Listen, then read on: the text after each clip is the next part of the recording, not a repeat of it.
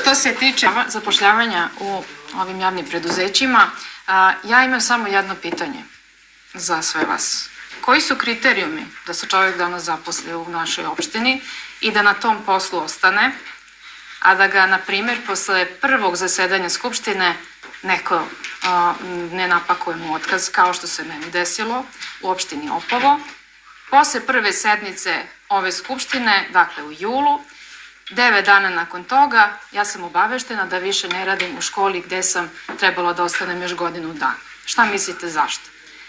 Ova priča je izašla iz ove opštine, ostavila je jednu jako ružnu sliku upravo o vlasti i u Kovačici i u opštini i želim da građani Kovačice, opštine Kovačica i okolnih mesta znaju šta radi naša lokalna vlast i na koji način se obračunava sa svojim političkim neistomišljenicima. Dakle, mislim da je neprihvatljiva u 21. veku, kada se mi načelno i navodno borimo da uđemo u Evropsku uniju, da vi ukidate osnovno pravo čoveka na slobodu govora, na slobodu mišljenja, na iznošenje svojih političkih stavova, na što ja kao svako od vas imam pravo. To što radim u školi mi daje još veću odgovornost da iznosim svoje mišljenje.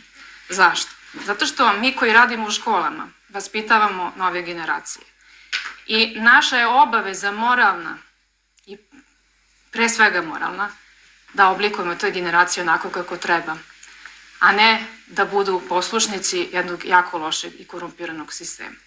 Dakle, ja bih voljela da čujem samo... Tačka dnevnog reda je vezana za zapošljavanje. Mislim da više nije u redu da pričamo ovo. Ja bih samo voljela da građani opštine Kovačice saznaju ko je doneo tu političku odluku da se ja udaljim